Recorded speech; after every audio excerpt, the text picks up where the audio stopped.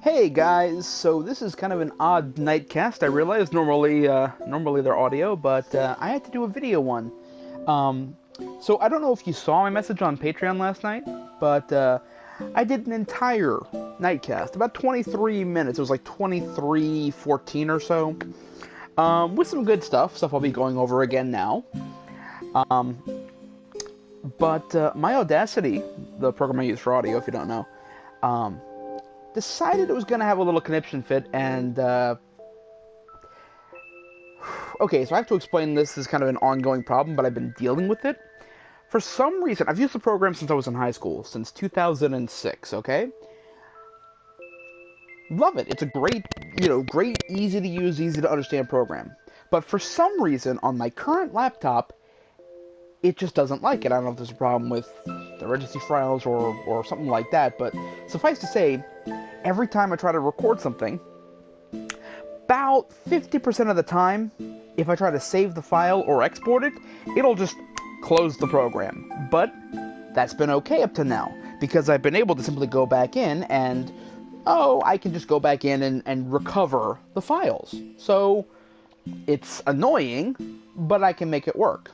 I should probably be learning anything else. I know I could get like Audition or something like that, but it's just such a hassle. So I've been using Audacity. Well, last night, before I could recover the files, it closed out again, and when I went back, it could no longer recover the files. It actually, to be fair, it got like half of it, and the rest was missing or corrupted. And I'm like, well, nope, not doing that. Not gonna go through all that nonsense again. So I said, okay, I know what I'll do. I'll reinstall the program, give it a fresh take, and then we'll do it again in the morning. And that didn't work. My reinstallation was having the exact same problems. So I have a bigger issue to deal with because I've been using Audacity for basically all of my audio stuff. So that's a problem I gotta sort out.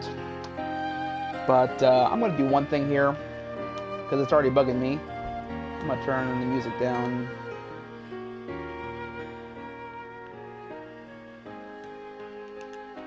Some tracks are really quiet, some tracks are really loud. But no, I said there's one thing I know where I can get decent recording. And hey, now you get to see a little bit into my life here in Final Fantasy XIV. This is my house, my free company, which consists of me and my ex-wife and our alt characters. And I had a few others, but they left because we're not very active. Nice house, though. I'm quite proud of it. So yeah, you're getting a Twitch, not Twitch, I'm probably going to be just using YouTube to upload it and then whatevering it, but now you get a video version of KnightCast, so aren't you special? But seriously, guys, thank you for bearing with me.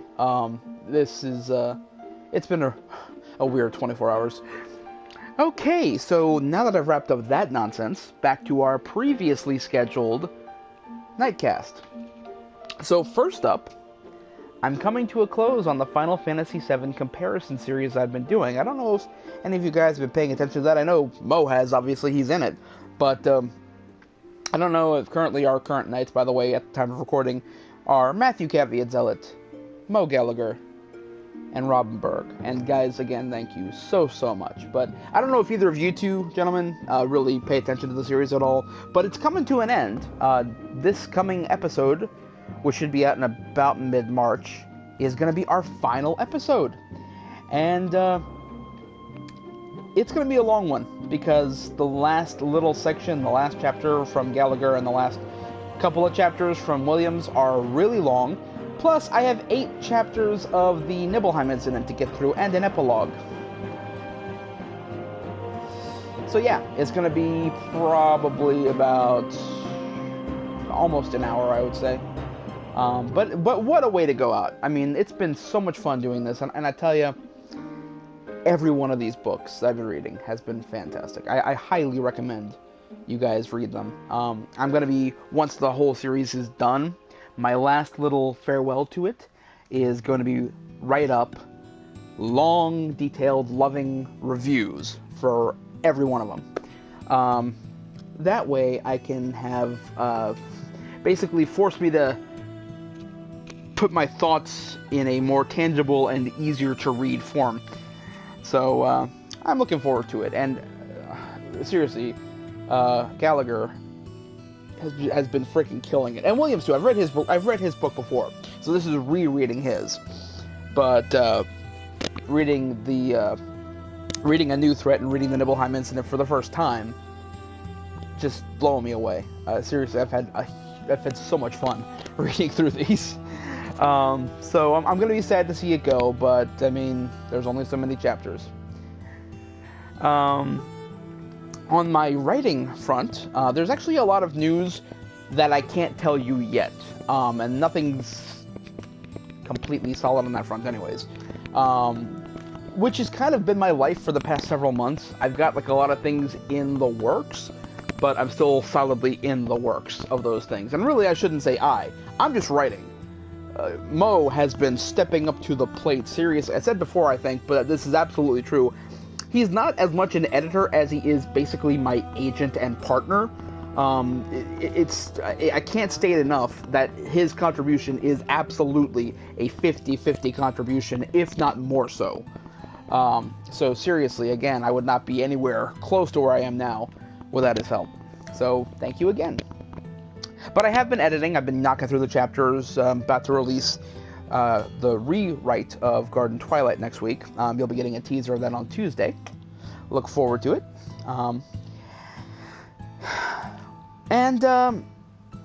I've been re-editing the earlier chapters for reasons. Dun dun dun. But I've been doing that because I've also found a new tool that has been helping me a lot. I used to just spot edit using Microsoft Word's editor, and even I didn't do such a good job of that the first time around, as Mo can tell you. But there's two new tools that I've been using. I mentioned SporkForge before, which is it's not only a word count, but it's also a tool to identify the structure of your sentences, the words that are commonly used and repeated. It's really helping me knock out repeated phrases. I tell you, I get annoyed at myself. I don't know how Gallagher's doing it, because I've been rereading these edits, and I use the most penny words possible ad nauseum. I use small, large, massive, constantly, like freaking constantly, and that's just a few of the words I repeat. I really gotta do better at that. I've been working on changing that, and SporkForge helps a lot with that. Now, on the grammar front, Microsoft Word's toolbox is fine, but I've recently started using Grammarly. I've seen enough ads for it on YouTube, I figured I might as well give it a shot, and the free version is what I have. I'm not going to pay into the premium version yet, but even just using the base software, it's actually a Chrome plugin. Man, I'm telling you, it helps me spot things, and it doesn't get everything 100% right, because there are some context things, and of course, it's a Final Fantasy game. There's some things that are misspellings that are not misspellings. But apart from that, it's just stepped me up to a whole new level. There's still tinkering to do on the early chapters, obviously, and that's what Mo has been busting his hump on. But apart from that, it's both, if you write it all, I highly recommend both of those things. I'll include a link to both of these in the description of the video here. So look down below if you are at all interested. I know Matthew got to me about some potential writing project, but that's all I really can say, and frankly all I really know at this point in time. But yeah, so I highly recommend, if either of you guys are into writing, those are resources I would definitely use. Next up, I'm going to be attending the Bigger Palm here in Newark. It'll be a return for me, actually. I went to the Big Palm, the very first one. I realized the video is like boring as sin. I'm just standing around just like, this is my panda cub. I paid for him.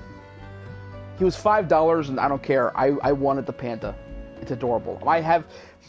Funny story, I have a little history with the animal of the panda. When I was in high school, my amateur film group was called Wicked Panda Productions. Dead serious. And I got the idea from Ron the One Half, because, again, that's how Tomei turns into a panda when he gets wet. But that bizarre aberration aside, I'm going to the Bigger Palm. So I went to the Big Palm, the very first KupoCon. It was super, super exciting. Seriously, it was one of the best things I've ever had the privilege of attending. And I met some great people at the event. I met the guys from Conquest there, met Lucretia Zimmerman, White Mage Wonders, Heather and Albert Brenze, I think. I'm sorry. I know you, but it's early for... Well, it's really late for me. It's early for everyone else. But I met the Berenzes there. Met all the guys, well, not all the guys, it's a worldwide group, but I met a lot of the local guys from the live stream there. You know, just... And let me tell you, being surrounded by that much raw talent and that much... So many amazingly gifted people, I've described it, and I kind of took this from Mo, who described it like this, and it's absolutely true. You get mad imposter syndrome going to this thing, but I'm telling you, it's if you ever get the opportunity, if any of you guys are listening, have never been to a KupoCon and you have the opportunity, go. I'm telling you, it's the best. It's not like your standard con affair. It really is a fan event, and I can't sing its praises enough. It's more like a cruise ship in how like the events are organized, if you've been on one of those, which I realize my privilege is showing right now, but I have been on one. I've been on one cruise which I script and saved for with my friends like years ago, back when I actually had money. Which you have a lot more of before you have kids, if you don't know. But no, I've been to that, and it's the way it's laid out is just beautifully structured, and they put in so much work. So that's my rambling praise of KupoCon. Now I'm attending the Bigger Palm just as a regular old guest. I got a ticket and paid for and all that good stuff. But it's pretty close for me. It's America close. It's about a 5-hour drive. That's the kind of, like, 5 hours, and I'm crossing 2 states, but to my European listeners, it's like 5 hours, you be in like 7 countries. So, but that's the joy of living in the States. But no, I am super excited. I actually haven't booked my hotel room yet. I might just camp out in my car if prices keep on going up like this. Maybe I'll give them $20 to use the shower. No, I'm super excited to go. It's here in June. I got my ticket, and I just can't wait. And hopefully I get to see some of you guys. If any of you three, I know Mo's going to make it, and there's going to be pictures, videos, and apparently rum. But if I see Matthew, Robin, if I see you guys there, shout, say hi, say, hey, I gave you money. You know, approach me. I am totally cool with being approached, so long as there is not an expectation of a dance party and or truth-telling contest. But get me drunk enough, and both might happen. I'm just saying. And on that note, kind of a hint I'll throw out here. I'm probably going to have to get a passport, too, because I'm going to try and make it to some of the overseas ones. If I can arrange it. But currently my life is kind of iffy, so we shall see, shells. But hey, that's something on my radar. I would like to go. I would love to see the UK once, and especially, you know, seeing like London or even any of like the other events in Canada. I would like to go see those. I've been to Canada once before. That's actually where my cruise was, oddly enough. But I'd like to be in places that aren't my own country. I went to Japan once as a kid. I went on one cruise to Canada, but I want to see the world. And what better opportunity to do it than a gathering of wonderful geeks like KupoCon. So what else in my life? First off, one of the things I had kind of before we get to the final part here, which is some new details about Book 2, I do want to throw in a little bit of weird fan love here. I was recently watching Mr. Happy. He's one of my go-to Final Fantasy XIV guys. Great guy. Has a great series called Final Fantasy Bestiary. I highly recommend it. And if you know anything about this game, he got his group, it's like 56 people, but his group was the world first clear of the new super boss, Proto-Ozma, the final boss of the Baldesian Arsenal, which is the last part of Eureka, which is too long to explain if you don't know what I'm talking about already. So because of that, I decided, you know what, the time is right. I'm going to go ahead and I subbed to him on Patreon. And I also did a Twitch subscribe because it's like, you know what, I watch your stuff, I rely on you to get through this game. I'm going to throw some stuff your way. But that got me thinking, you know, who else in the circle of Final Fantasy people, while I'm talking about KupoCon, do I want to give little shout-outs to? So this is just going to be a small little condensed cluster of love for people in that sphere. First off, Mr. Happy, obviously. And in the Final Fantasy XIV circle, I also really like Speakers Network. I also support them on Patreon. You can see my name scrolling by in some of their videos for the past about 6 months or so. Miss Tech, I really like her guides.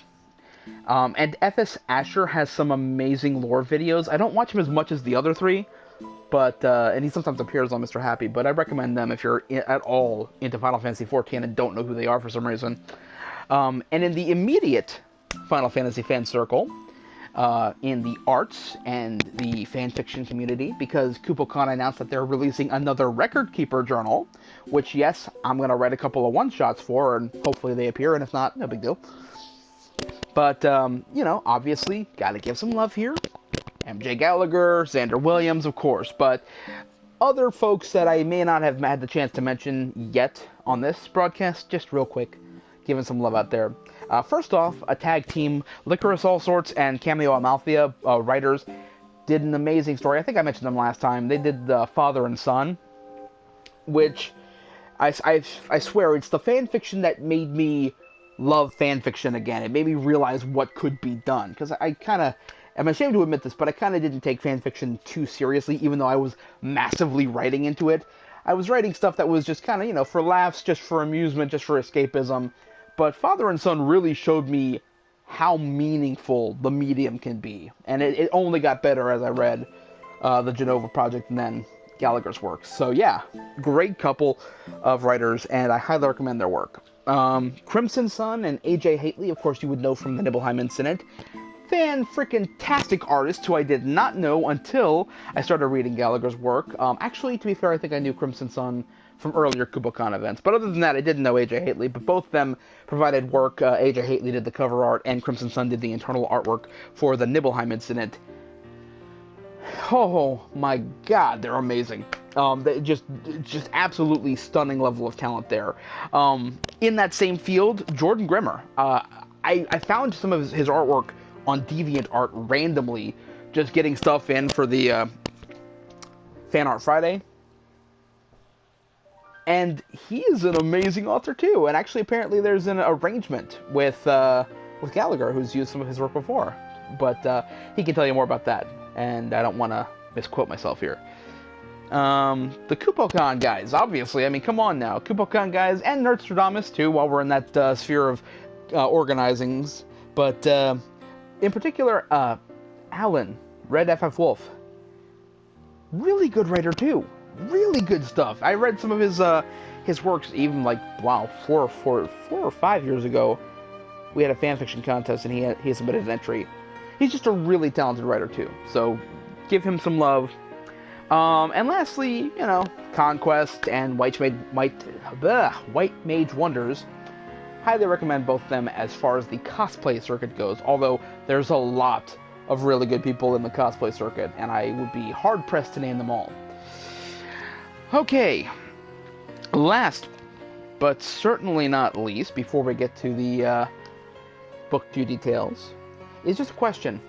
I attended Gallagher. He was doing a Twitch stream with Super Megastore. It was really funny. They were playing Final Fantasy VII and getting drunk, and it was really enjoyable. I don't usually watch like live streams. I'm more of a go back and watch the highlights after the fact. But I was like, I gotta support my boy, and let me tell you, it's amazing being part of the live experience. So if you get a chance again, if you broadcast it, highly recommend you watch it. It's a lot of fun. And I posed the question to you, wonderful knights, should I be doing some Twitch streaming? I mean, me playing Final Fantasy XIV is kind of an embarrassment, as you can see.